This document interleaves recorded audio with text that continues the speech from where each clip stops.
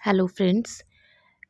आज हम जो हमने पिछली वीडियो में द रेफ्यूज़ी शॉर्ट स्टोरी थी उसको हमने डिटेल में किया था। तो आज हम इसका जो क्वेश्चन है वो मैं आपके साथ डिस्कस करने जा रही हूँ। थीम, मेन आइडिया और समरी, आपको तीनों में से कोई भी क्वेश्चन आ जाए द रेफ्यूज़ी से रिलेटेड लॉन्ग क्वेश्चन, तो आप जस्ट ये एक क्वेश्चन है जो वो लिख सकते हो। इसमें थीम भी है, मेन आइडिया भी है और समरी भी है। तो आपको अलग अलग से 3 या 4 क्वेश्चन प्रिपेयर करने की ज़रूरत नहीं है। ये जो एक क्वेश्चन में ही आपके बाकी तीनों चारों क्वेश्चन हैं जो वो सॉल्व हो जाएंगे। तो अंगेज इंग्लिश एजुकेयर जो है ये हमारी जो है बैच है उसका नाम है। इसमें हम इंग्लिश लिटरेचर के MBA सेमेस्टर सेकंड के जो नोट्स हैं वो डिस्कस करेंगे। अगर आपको इनके PDF चाहिए तो आप मेरे को इस नंबर पे कांटेक्ट करके पूछ सकते हो। मैं आपको पूरे सिलेबस के जो नोट्स हैं वो आपको प्रोवाइड करवा सकती हूँ। तो आज हम पहले क्वेश्चन डिस्कस करते हैं। Write a theme, main idea और summary of the story refugee. उम्मीद है आपको पिछली वीडियो में से जो हमने इसकी डिटेल में एक्सप्लेनेशन की थी वो आपको समझ में आ गई होगी। आज हम इसका क्वेश्चन है जो वो डिस्कस करेंगे और साथ में जो 3 शॉर्ट क्वेश्चंस हैं 5 मार्क्स के उनको भी डिस्कस करेंगे।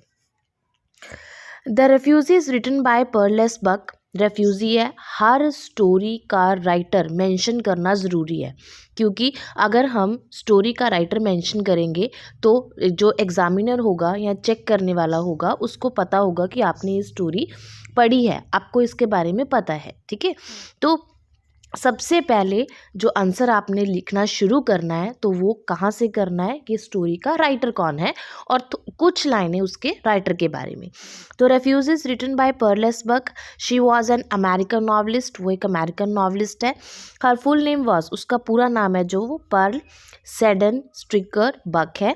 She went to China to be missionary, वो चाइना जाती है और वहाँ पे taught as an English teacher at Chinese university में वो इंग्लिश टीचर के तौर पे पढ़ाती है। She worked in a number of fields in China, वो बहुत सारे जो चाइना में फील्ड्स हैं उनमें भी काम करती है। That's why her writings have a Chinese setting, इसीलिए वो है तो अमेरिका से बेसिकली, पर वो उसने काम कहाँ पे किया था, चाइना में। इसीलिए हमें उसके जो भी नॉवेल्स हैं, जो भी राइटिंग्स हैं, जो भी शॉर्ट स्टोरी हैं उनमें चाइना की जो सेटिंग है वो मिलती है। She promoted understanding between America and China. She was awarded Nobel Prize in 1938 for her novel The Good Earth. तो उनको नोबेल प्राइज़ भी मिला है 1938 में। The refugee is a story of Chinese peasants. जो रेफ्यूजी है ये एक जो चाइना के पीजेंट हैं, फार्मर हैं, किसान हैं, उनकी स्टोरी है। Who were forced when the reverse were in flood, leaves there land and suffered untold hardships. और वो अपने घरों को छोड़कर, अपनी लैंड को छोड़कर चले जाते हैं। क्यों? क्योंकि उनके जो एरिया में रिवर है उसमें फ्लड आ गया है। हर accounts of their tragedy is realistic as well as touching. जो पर्लेस बक के ट्रेजेडी होती हैं वो रियलिस्टिक भी होती हैं और टचिंग भी होती हैं। रियलिटी में जो होता है वो दिखाया जाता है। No names are mentioned in the story. इस स्टोरी में किसी का नाम मेंशन नहीं है, जस्ट एक स्टोरी है normal. The flooding of the river has forced the farmers to an unnamed country to leave their homelands and to look for food and shelter in the capital a few hundred miles away. अब river में flood आने की वजह से जो वहाँ के farmer थे उनको फोर्सफुली मतलब मजबूर होके अननेम्ड कंट्री में जाना पड़ा, अपने घरों को छोड़ के। किसके लिए? फूड के लिए और शेल्टर के लिए। और वो वहाँ से कितनी दूर गए थे? 100 miles away. They looked puzzled, वो बहुत कंफ्यूज लग रहे थे। Because they were taken by surprise, क्योंकि वो बहुत हैरान थे कि मतलब एक ही मिनट में उनके साथ ये क्या हो गया। They found themselves in the पोश स्ट्रीट ऑफ देयर कैपिटल, और वो कहाँ पहुँच जाते हैं? कैपिटल की जो पोश स्ट्रीट है वहाँ पे पहुँच जाते हैं। They were so lost in their thought that the strange things of the capital did not attract their attention. और वो अपने विचारों में इतने ज़्यादा गुम हैं कि वो उन जो कैपिटल में स्ट्रेंज चीज़ें हैं, नई चीज़ें हैं, वो उनको अट्रैक्ट नहीं कर पाती। उनका किसी चीज़ पे कोई ध्यान नहीं होता। क्यों नहीं होता? क्योंकि वो अपने घरों को, अपनी ज़मीनों को छोड़कर एक नई कंट्री में चले गए हैं, एक नई जगह पे चले गए हैं, जहाँ पे चीज़ें बहुत अच्छी-अच्छी हैं, स्ट्रेंज है, जो उन्होंने कभी देखी नहीं है, सुनी नहीं है, पर उन चीज़ों की तरफ उनका कोई ध्यान नहीं होता, कोई चीज़ उनको अट्रैक्ट नहीं कर पाती। The city is full of wrecked and starving refugees and nobody really knows how to cope with problem. और जो सिटी है वो पूरी रेफ्यूजीज से भर गई हैं, जो भूखे हैं, और किसी को नहीं पता कि इस प्रॉब्लम से कैसे छुटकारा पाया जाए। They have to live in great camps outside the city wall trying to find work and food. वो सिटी के बाहर एक बहुत बड़ा कैंप बना है जहाँ पे रेफ्यूजीज रह रहे हैं आके, वो वहाँ पे रहते हैं और काम की तलाश करते हैं और फूड की तलाश करते हैं ताकि उनको कुछ काम मिल सके और वो खाना खा सकें। The situation is causing a lot of bitterness among the local inhabitants. अब ये सिचुएशन जो है वो एक मतलब दुख का कारण है किनका? जो वहाँ उस सिटी में रह रहे लोगों के लिए है, क्योंकि वो सिटी में रह रहे लोग अपनी कमाई करते थे। अब रेफ्यूज़िज़ के आने की वजह से क्या हो गया, उनको बहुत मुसीबतों का सामना करना पड़ रहा है। The small shopkeepers rebuked many beggars loudly. अब जो छोटे छोटे दुकानदार थे, रेफ्यूजी उनके पास जाकर भीख मांगते थे तो वो उनको डराकर, मतलब बहुत रूड बोलकर उनको भगा देते थे। The refugee swelled the ranks of the rickshaw pullers, which resulted in the reduction of fares and the starvation of the usual local rickshaw pullers. अब रेफ्यूज़ीज़ ने वहाँ जाके काम ढूंढना शुरू किया, तो जो वहाँ के लोकल रिक्शा पुलर्स थे उनके जो किराए थे वो कम हो गए, क्योंकि रेफ्यूज़ीज़ थे जो वो छोटे से छोटे किराए के लिए भी काम करने के लिए मान जाते थे, जिसकी वजह से लोकल जो रिक्शा पुलर्स थे उन पर इस चीज़ का बहुत इफ़ेक्ट पड़ गया था। The destitutions resorts to begging and swarmed the unskilled trade and service. Some of them were found dead on every winter morning. और जो ट्रेड और सर्विस अनस्किल्ड थे जिनको कुछ पता नहीं था, वो भी वो काम करना शुरू कर रहे थे। हर सुबह जो विंटर मॉर्निंग थी वहाँ पे कोई ना कोई उनमें से मरा हुआ मिलता था और जिसकी डेथ हो जाती थी। One day some new refugees arrive. और एक दिन कुछ नए रेफ्यूजी आए। They are different from the others in that they are not rift from some community always poor and easily starving in a flood time. और वो उन सभी से जो पहले आते थे रेफ्यूज़ी उनमें से अलग थी। वो ना तो हमेशा पुअर थे और ना ही वो ईज़िली स्ट्राविंग होते थे, मतलब वो अलग थे, दूसरों से अलग दिखते थे। They are all from the same region. वो जो नए आए थे, ग्रुप आया था नया रेफ्यूज़ीज़ का, वो सारे सेम लगते थे, ऐसे लगता था जैसे एक ही एरिया से आए हों। And are well built, neatly and cleanly dressed. और उन बहुत ही अच्छे उन्होंने कपड़े पहन रखे थे। They take pride in themselves despite their hopeless situation. Both men and women were wearing the same kind of blue cotton garments with beautiful and intricate design on them. और उन्होंने मैन और वुमेन दोनों ही जो है उन्होंने same तरह के cloth पहने हुए थे, गारमेंट्स पहने हुए थे ब्लू कलर के, और उसके ऊपर बहुत ही अच्छी और बहुत ही अच्छी जो है डिज़ाइन किया हुआ था। Some children except girls and infants were also with them. कुछ बच्चे, गर्ल्स और नए बच्चों को छोड़कर कुछ बच्चे जो थे वो भी उनके साथ थे। Every man and lad carried blue bedding क्लाउडॉन्स एंड क्विल्ट्स। और हर एक आदमी ने, लेड यहाँ पे बॉय है, उन्होंने बर्डन उठा रखा था, अपने साथ बिस्तरे उठा रखे थे, कुकिंग पोट्स उठा रखे थे और रजाइयाँ उठा रखी थी। But there were no trace of food either in the quilt or in the, मतलब उनके पास फूड का कोई ट्रेस नहीं था, कहीं भी ऐसा नहीं दिखाई दे रहा था कि उनके पास कोई फूड हो। The flood stricken peasants were starving. अब जो फ्लड से पीड़ित किसान थे वो भूखे थे। Starving left marks on their face, और जो भूख जो थी वो मतलब उनके चेहरे से दिखता था कि उन्होंने कई दिनों से खाना नहीं खाया होगा. They were not interested in new things because they were not the ways of death, क्योंकि उनको किसी नई चीज़ में इंटरेस्ट नहीं था. क्यों? क्योंकि वो मौत के बिल्कुल अपने आप को नज़दीक समझते थे. One of these refugees were an old man. उन सब में एक बूढ़ा आदमी था. He was carrying 2 baskets slung on a pole. उसने 2 baskets उठा रखी थी. He carried a quilt and a carridon in one basket while there was a clean quilt in other. एक में तो उसने रजाई और कुकिंग पोट उठा रखा था और दूसरी में एक साफ सुथरी रजाई थी. He can hardly keep up with the others. वो बहुत ही मुश्किल से उनको उठा के चल रहा था. when he can no longer go on, he sits down near stand selling hot noodles. अब जब उसको लगा कि मैं ज़्यादा नहीं चल सकता, तो एक नूडल वाला जो नूडल बना रहा था उसके स्टैंड के पास वो बैठ जाता है. A man passing by takes pity on him and offer him some coins. अब एक आदमी वहाँ से गुजरता है तो वो उस पे बूढ़े आदमी पे दया आती है और उसको कुछ कॉइन्स है जो वो ऑफर करता है. Although he himself does not know where his next meal is to come from. चाहे उस आदमी को ये नहीं पता था कि अगर मैं अपने पैसे उस बूढ़े आदमी को दे दूंगा तो कल मैं खाना कहाँ से खाऊंगा. Though the old man is reluctant to take the money. Old man को मनी नहीं चाहिए थी. वो भिखारी नहीं था. वो अपने आप को कहता था कि मैं भिखारी नहीं हूँ, मुझे पैसे नहीं चाहिए.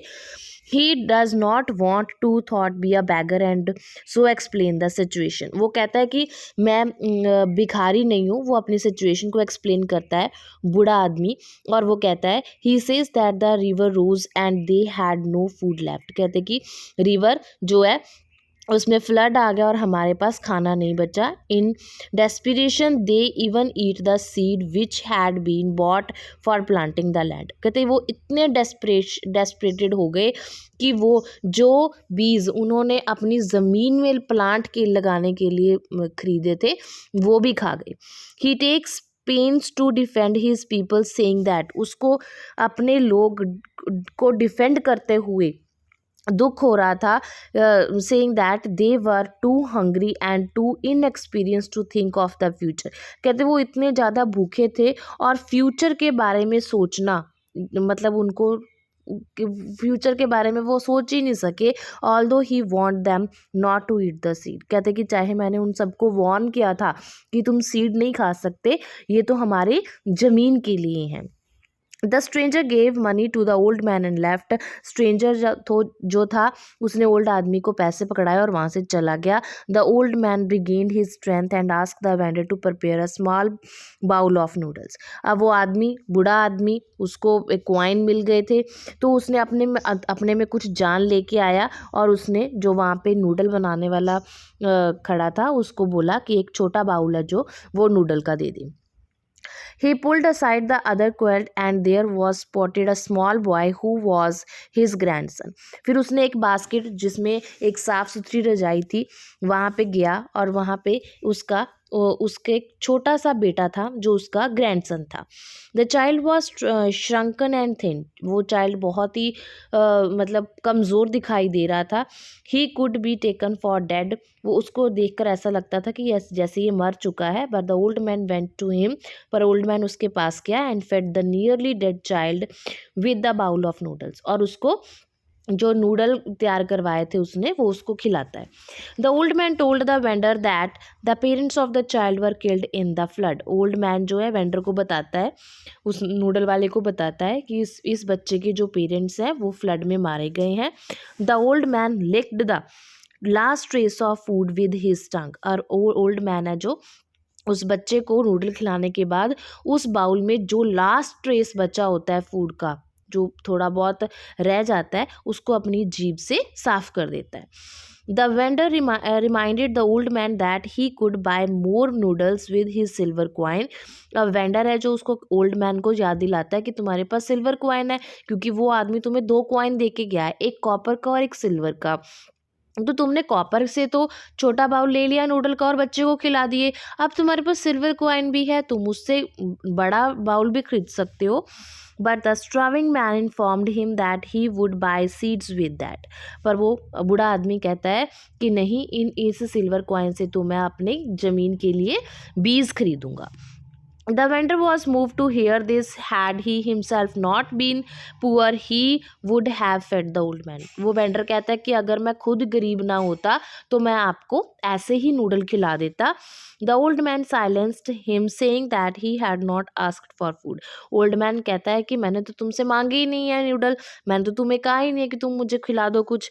The vendor could not understand the problem. Vendor जो है वो प्रॉब्लम को समझ नहीं सकता। If the seeds were not sown, कहता है कि अगर हमने बीज नहीं बोए, अगर हमने सीड्स को सोन नहीं किया, the people would starve the following year also. भी हम अगले साल फिर भोजन कहाँ से आएगा, फूड कहाँ से आएगा, तो अगले साल लोगों में फिर भूखमरी है जो वो फैल जाएगी। इवन इफ ही डाइड, अगर कहता है कि वो मर गया, अदर्स मस्ट प्लांट सीड्स, तो दूसरे यहाँ जो बाकी हैं वो उस बीज को अपने खेतों में उगा सकेंगे। तो ये हमारा लॉन्ग क्वेश्चन था जिसमें हमने थीम भी कवर कर लिया, मेन आइडिया भी कवर हो गया और जो है समरी भी जो स्टोरी की है वो भी कवर हो गई। नेक्स्ट है जी इसके 3 शॉर्ट क्वेश्चंस हैं, वो भी डिस्कस कर लेते हैं।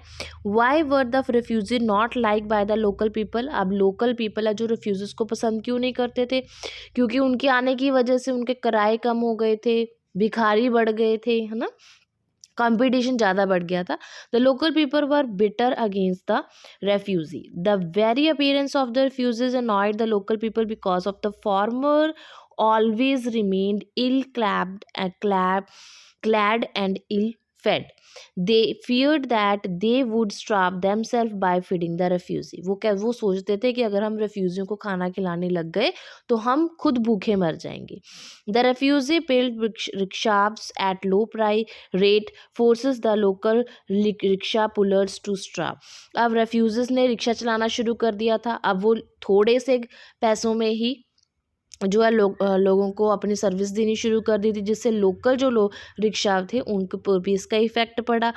The refugees also accept the unskilled jobs which render the local labourers jobless. अब रेफ्यूजीज ने अनस्किल्ड जॉब्स हैं वो भी करनी शुरू कर दी, जिसकी वजह से वहाँ के लेबर है जो वो उनको काम मिलना बंद हो गया। The swelling ranks of the beggars trouble the shopkeepers. अब जो भिखारी थे उनकी संख्या बहुत ज़्यादा बढ़ गई थी, जिससे शॉपकीपर है जो बहुत दुखी हो गए थे। Hence the refugees were not liked by the local inhabitants. तो इसकी वजह से ही लोकल जो लोग थे उनको पसंद नहीं करते थे। नेक्स्ट क्वेश्चन है जी, how did refugee earn their living in the capital city. कैसे कमाते थे वो कैपिटल सिटी में। The starving refugee were eager to earn something. Some of them joined the ranks of beggar. कुछ तो उसमें भिखारी बन गए। While others built rickshaws. तो कईयों ने वहाँ पे रिक्शा चलाना शुरू कर दिया। Many of them worked as unskilled workers to earn money. कईयों ने तो वहाँ पे अनस्किल्ड जो वर्कर्स थे वो काम करने शुरू कर दिए भोजन कमाने के लिए, फूड के लिए। The peasants knew nothing accept farming. अब जो किसान थे उनको किसानी के बिना, खेती के बिना कुछ आता नहीं था। हंस they could iron their food only through manual labour. तो वो जो थे अपना भोजन सिर्फ कैसे कमा सकते थे, फूड कैसे कमा सकते थे, मैनुअल लेबर करके। थर्ड लास्ट क्वेश्चन है जी, why did not the old man buy noodles for himself. Old man ने अपने लिए नूडल्स क्यों नहीं खरीदी। The old man was tired and hunger. वो बहुत थका हुआ और भूखा था। He refuse to accept alms. अब वो भीख नहीं लेना चाहता था। But when a man forcefully gave him a copper and silver coin. पर जब फोर्सफुली वो आदमी बूढ़े आदमी को कॉपर और सिल्वर कॉइन दे देता है, he bought noodles not for himself. वो अपने लिए नूडल नहीं खरीदता बट फॉर हिज ग्रैंडसन, पर अपने पोते के लिए, ग्रैंडसन के लिए खरीदता है।